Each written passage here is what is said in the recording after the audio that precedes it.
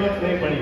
तो फिर से एक बार हमारी समाज की ओर से आप सभी का स्वागत है और मैं कृष्णा बेलेगौड़ा जी को निवेदन करूंगा कि हमारे समाज के लिए आशीर्वचन का 2 शब्द आप कहेंगे। ಎಲ್ಲರಿಗೂ ನಮಸ್ಕಾರ.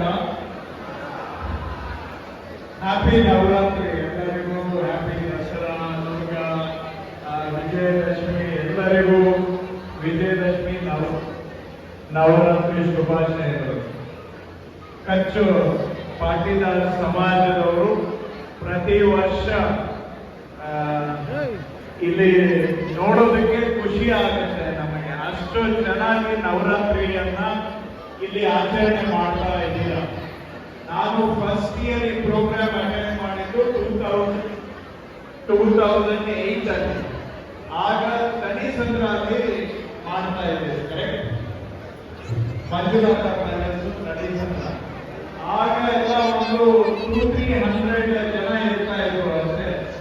2-3 ಆಗ ಬಹುಶಃ ನೀವು ಸೆಲೆಬ್ರೇಷನ್ ಅದಕ್ಕೆ ಮೊದಲೇ ಸ್ಟಾರ್ಟ್ ಆಗಿದೆ. ನಾನು ಪಾರ್ಟಿಸಿಪೇಟ್ 2008 ಇಂದ ಮಾಡ್ತಾ ಇದ್ದೇನೆ.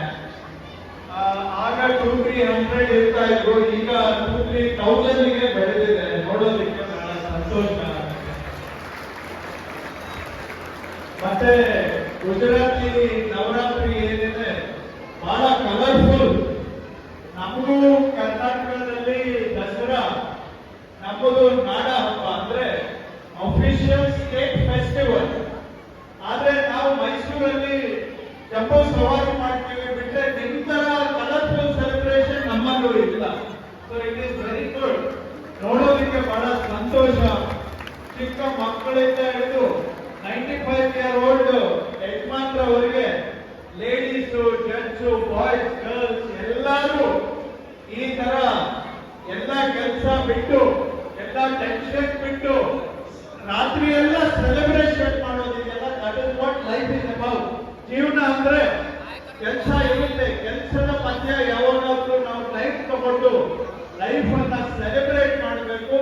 ಈ ನವರಾತ್ರಿ ಹಬ್ಬ ಏನಿದೆ ಇದು ಒಂಥರ ಜೀವನದ celebration. It's A celebration of life.